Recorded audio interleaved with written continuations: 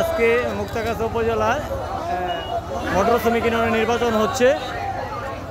অনেকেই প্রার্থী হয়েছে, সভাপতি, সেক্রেটারি বিভিন্ন পদ থেকে নির্বাচন করছে। সাংগঠনিক প্রচার সম্পাদক, কোষাধ্যক্ষ, কার্যকরী, সে সাথে কিন্তু হাজার হাজার মানুষের ভিড় কিন্তু আজকে মুক্তাগাছা দেখতে পাচ্ছেন। জোরে গোল লাগবো, জোরে গোল লাগবো।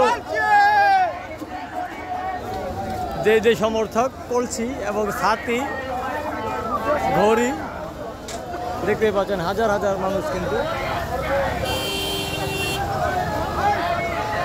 ছাতি ছাতি ছাতি